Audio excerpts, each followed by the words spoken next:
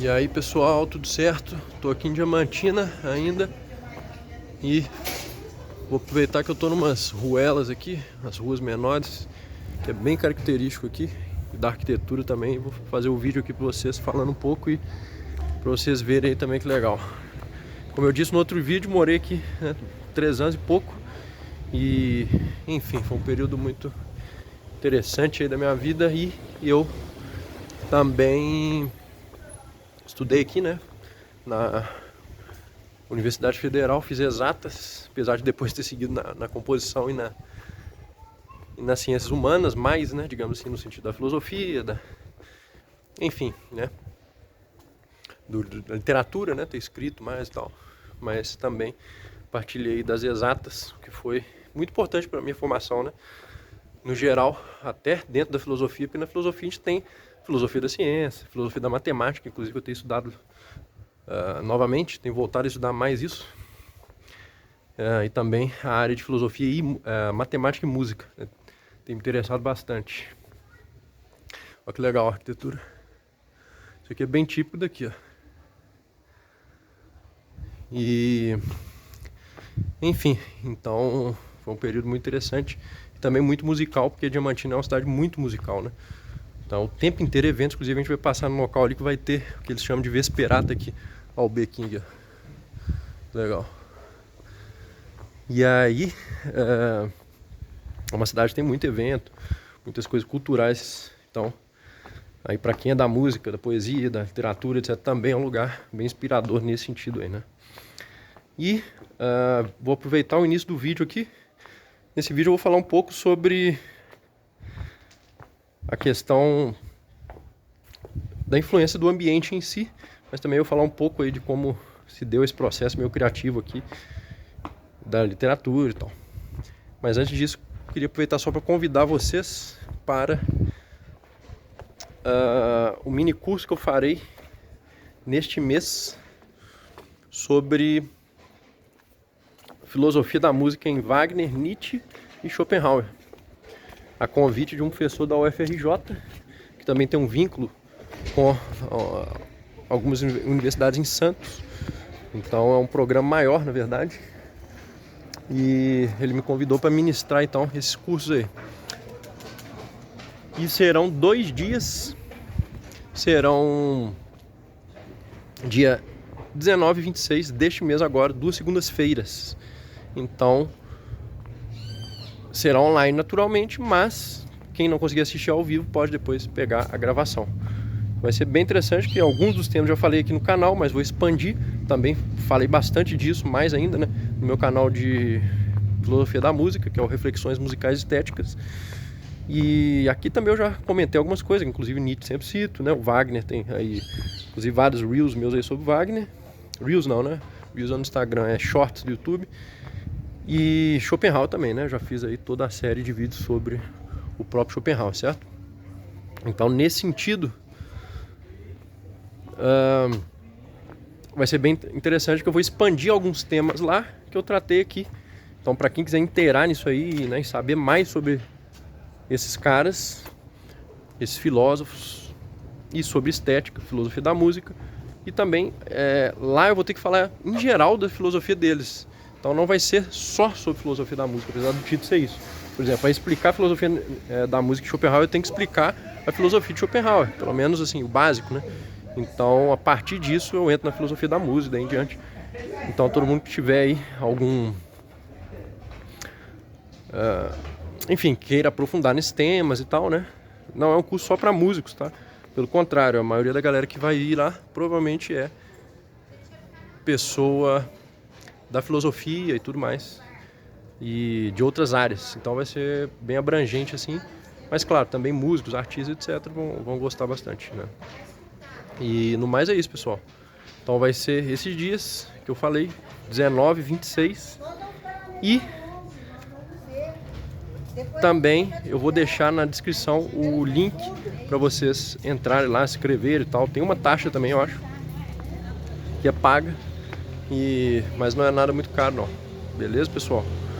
Então é isso, vou deixar aí na descrição. Eu acho que na aba também lá dos a aba do canal, né? Vou deixar os links aqui só para vocês verem, ó. Aqui que vai ter Vesperato, ó. Eles estão arrumando aqui, tá vendo? Ali já estão pondo as mesas e tudo mais. Aí os caras tocam, os instrumentistas, saxofonistas, trombonistas, flautistas, todo mundo nas janelas dos locais aqui, ó. Tá vendo essas janelas? Eles sobem lá e tocam lá de cima e o público fica aqui embaixo. Interessante. E aí vira uma festa, né? A coisa é bem legal, assim, a Vesperata é muito tradicional aqui, certo? Muitos turistas e tal vêm justamente para ver a Vesperata. Tá tendo mais shows também aqui na cidade. Eu vim numa época, eu nem sabia que ia ter isso aqui, mas eu acabo sempre atraindo isso sem eu mesmo querer. É engraçado. Enfim, vamos lá então para essa questão da temática voltada também aí à literatura. O meu livro Antologia Poética é um livro que eu escrevi enquanto ainda estava aqui. Eu escrevi, na verdade, na transição entre Diamantina e eu ir para o sul. Então, dois dos trabalhos, duas das obras internas da Antologia Poética foram escritas em Diamantina e uma no sul. Então, esse livro ele pega a transição, certo? Isso aí. Não é o Versos Adversos, tá? Versos Adversos é o último que eu publiquei de poemas. A Antologia Poética é um de poemas anterior ao Versos Adversos. Então, inclusive, eu dedico, na segunda obra que eu estava ainda em Diamantina, um poema a essa cidade. Então eu tenho lá um epílogo a Diamantina, o epílogo, na verdade, né? O final ali do livro e tal. Os poemas finais eu dedico a Diamantina. Tamanha foi a influência aqui desse meio, né? Ali no início da minha formação nesse sentido também. Vou descer um pouco pra lá, tá batendo o sino aqui, mas bom, vai sair aí o sino lá da igreja lá em cima, aqui ó.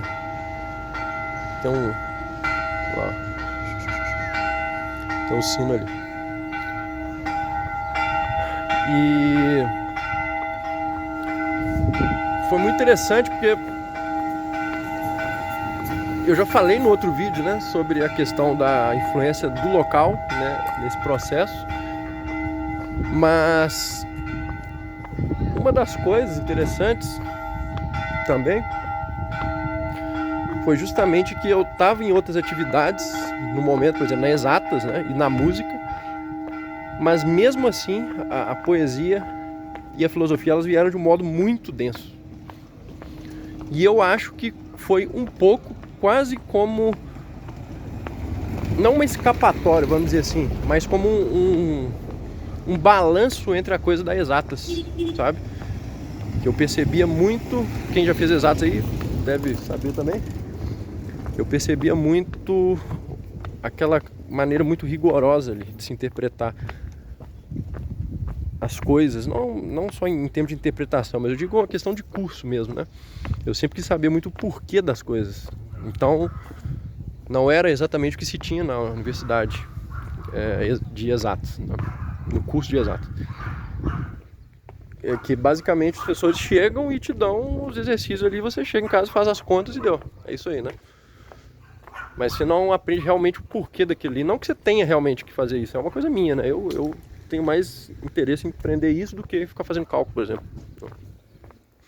Então foi nesses pontos assim que eu vi que talvez não fosse uma coisa para eu trabalhar com isso o resto da vida, etc, né? E parcialmente um pouco foi isso. Eu gostei do curso e tal, né? Foi muito bom para mim porque eu matei minha curiosidade e eu saciei esse lado meu que era um lado científico, que eu sempre gostei muito de ciência, até hoje estudo, né? Vejo coisas de física, tô lendo igual o que eu falei, não sei se eu já falei aqui no canal mais sobre isso, mas acho que não. Mas já citei esse livro que é sobre música e matemática, né? E também gosto de ler sobre filosofia da matemática e tal. Então sempre que eu posso eu tô vendo aí esses conteúdos que ligam, né? Filosofia e ciência e coisas propriamente de ciência. Eu gosto bastante de física particularmente. E a matemática, apesar de eu não gostar muito de ficar fazendo cálculo, eu gosto de entender assim, na generalidade o que é possível, né?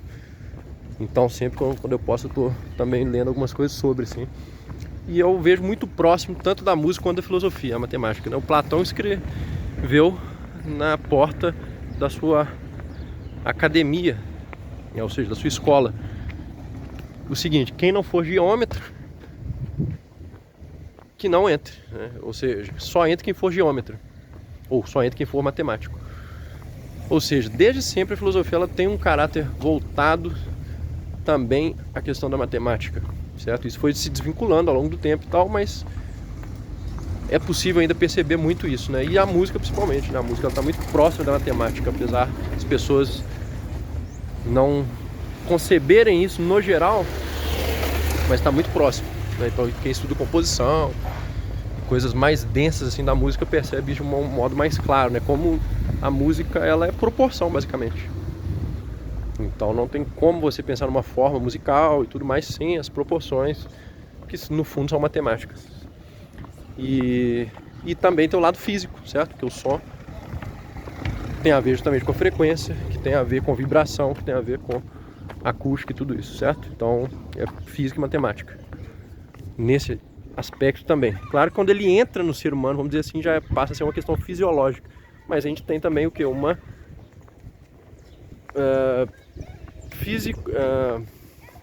a física da biologia, digamos assim, né? Que tem um nome até específico para isso, é fisiobiologia, eu esqueci o nome exato. Mas tem inclusive a ciência que trata disso, certo? Então, tudo isso está muito junto. E a gente que tende a separar essas coisas. Mas não existe essa separação na realidade. Então, para a gente chegar na realidade, a gente tem que o quê? Estudar o máximo possível de áreas que se encontram de algum modo, certo? É uma coisa que eu sempre falei aqui no canal e que não vou cansar de repetir aí. A gente quer entender alguma coisa do mundo, a gente tem que estudar a generalidade. Se você quer se tornar um especialista para ganhar mais dinheiro no mundo contemporâneo, beleza.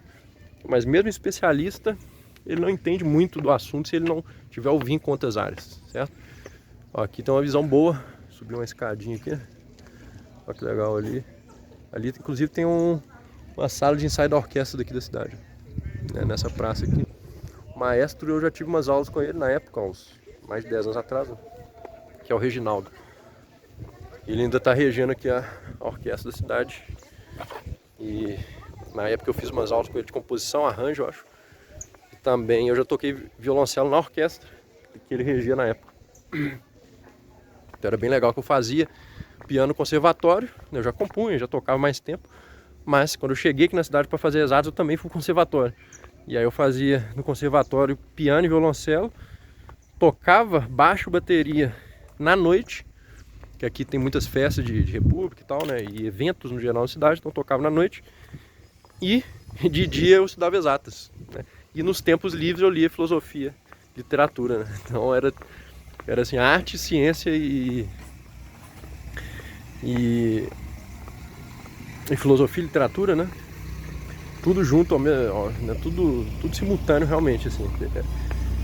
Hoje também tem essa simultaneidade na minha vida, mas nem tanto que eu não faço um curso de exato, digamos assim, né? Eu só estudo mais isoladamente, né? As questões assim, e foco mais na questão da filosofia, da música, enfim, né? De toda essa área da literatura, da humanas. E acabaram que se inverteram, né? Naquela época, como eu fazia exatas, a profissão seria mais voltada para exatas, né? Então a parte mais importante da minha vida seria exatas, vamos dizer assim.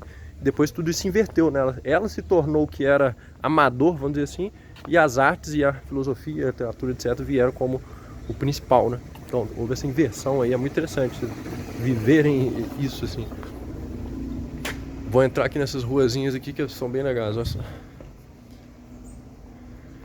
Elas são estreitas, né? Formam uma arquitetura bem peculiar, assim. E são bem cuidadas, né? Isso que é o legal. Eles conservam aqui a arquitetura e tudo. E...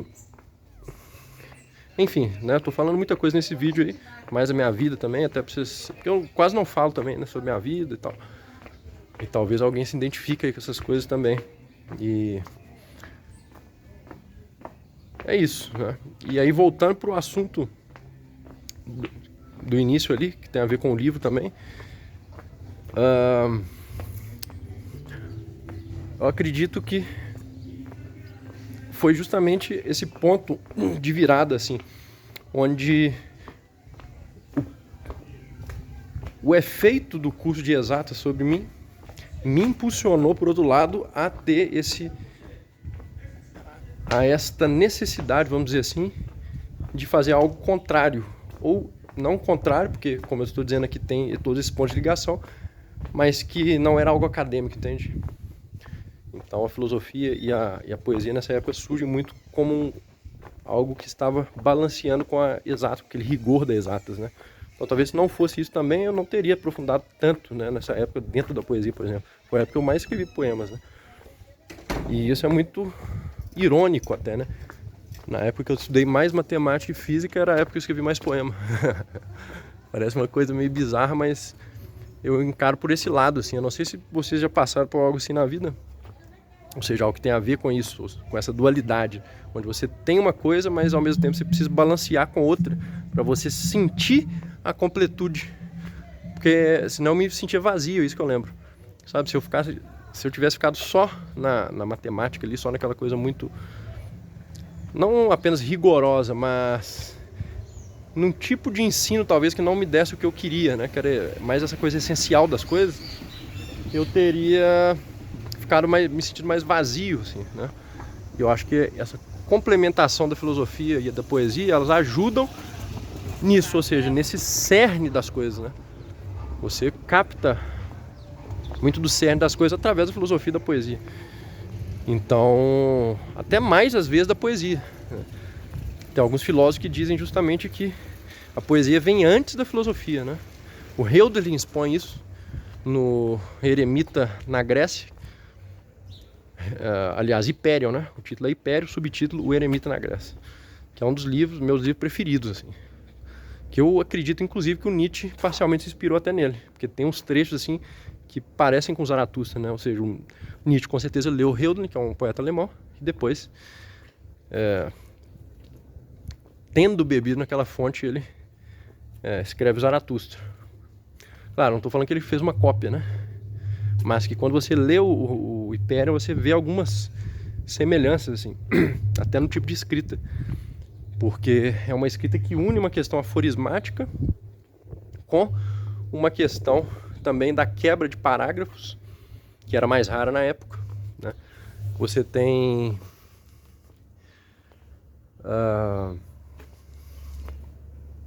enfim, essa junção de uma linguagem densa com uma linguagem poética, com uma linguagem filosófica, né? Então o Hegel já tinha feito parcialmente isso que o Nietzsche depois expandiu no Zaratustra, né? Então é interessante a gente traçar esses pontos aí também. E aí, o Hölderlin, tendo feito isso,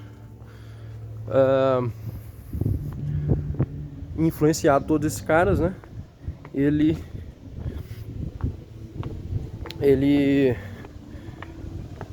traçou esses pontos aí que eu acho que são muito importantes para vocês lerem também. Quem gosta dessa junção, né, entre filosofia e poesia, é muito interessante.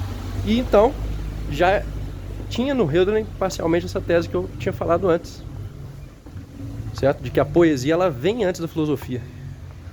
Então, para o Hölderlin, você tinha os poetas gregos, Homero e daí em diante, depois que você tem a possibilidade dos filósofos. E mais modernamente tem gente que fala que isso se dá por quê? Porque a poesia ela capta esses nuances da realidade de uma forma mais sutil, digamos assim. E depois o trabalho da filosofia é pegar aquilo que foi exposto da realidade na forma poética e então traçar planos mais racionais para aquilo ali, vamos dizer assim, mais rigorosos, né? Criar um sistema em cima de determinados pontos e daí em diante, né? Ou seja, meio que expandir aqueles pontos ali que foram colocados pelos poetas. Por quê? Porque os poetas conseguem captar nas coisas algo que a maioria das pessoas não captam, né? Mas é a partir dessas observações que então você consegue expor isso aí de uma forma mais densa, né? Posteriormente na filosofia, entendeu? Então é uma tese bem interessante, né? E que faz todo sentido. Ou seja, basicamente, se vocês querem se aprofundar em filosofia, não tem como não ler poesia. Muita gente não entende esse ponto, mas eu particularmente assim, não entendo por que alguém pensa isso, né? Porque a tradição filosófica inteira ela é baseada na tradição poética também. Porque os filósofos o tempo inteiro ficam fazendo citações de poetas, né? Então, se você ler desde os filósofos antigos, desde Platão, desde Aristóteles, por exemplo, toda hora cita um poeta, né? Até os modernos, Schopenhauer, por exemplo, o tempo inteiro está citando um poeta. Então, essa relação sempre foi muito estreita. Não tem como a gente fugir disso. Então, quem quer entender filosofia tem que ler poesia, tem que ler literatura, etc. Então, mais uma dica aí. E então é isso. Eu acho que muito dessa explosão poética minha ali, nesta época eu morava em Diamantina, vem disso. Ou seja, desta necessidade de contrabalancear, né, a questão das exatas para ter um pouco mais da essência que eu não tinha dentro do curso ali e tudo mais, né? E funcionou mesmo, porque aí eu fiz ali o curso e tal, e ao mesmo tempo estava fazendo essas outras coisas, né? Dentro da poesia, dentro da filosofia e tal. E essa cidade, vou sentar um pouquinho. Aqui tem é muito morro, né? Aqui, então você anda desse jeito, você acaba dando uma cansadinha. Tô até de boa, mas aqui é bonito também essa vista aqui pra gente fazer o vídeo daqui. Então, é isso. Talvez vocês tenham, né, um outro momento na vida aí que vocês tiveram que contrabalancear alguma coisa, né? Então é importante a gente estar atento a isso também. Por que eu estou dizendo isso? Porque às vezes a gente está fazendo esse balanço, mas não está um balanço racionalizado. Ou seja, a gente está tentando fazer, a gente sente que está faltando alguma coisa, mas às vezes está faltando a consciência desse balanço. Ou seja, que você precisa, como no meu caso ali, estava fazendo aquele curso, mas do outro lado eu estava fazendo uma outra coisa que gerava esta completude, digamos assim. Então eu queria as duas coisas, mas eu poderia simplesmente não ter feito uma delas por algum motivo, ou não ter simplesmente vislumbrado essa possibilidade.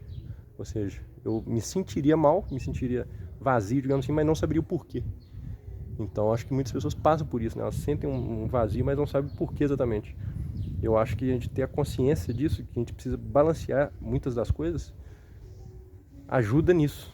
Ou seja, num preenchimento do tempo, de modo que talvez um outro campo do saber, da vida, etc., ele traga algo que um outro campo não pode trazer, né? Então, por exemplo, o curso ali de exatas, estar absorvido naquilo ali, me dava uma parte do que eu queria, mas não tudo, né? E esse resto eu fui buscar na arte, na poesia, na filosofia, etc., né? E de fato aí me senti completo ali na época, né? E também hoje, até hoje, que eu já tomei a consciência disso, né? Então não passo mais por períodos assim que eu sinto, né, um vazio em relação a essas coisas, do que fazer, etc., né? Porque é como se fosse um aprendizado gradual, onde eu consegui chegar num ponto em que eu entendi esse processo, né? Então tudo se torna um pouco mais fácil, nesse aspecto pelo menos, né? Então eu queria passar um pouco disso para vocês, que às vezes estão passando por algo parecido, né? Mas não sabem como fazer ou aonde está o problema, né? E muitas vezes está nisso.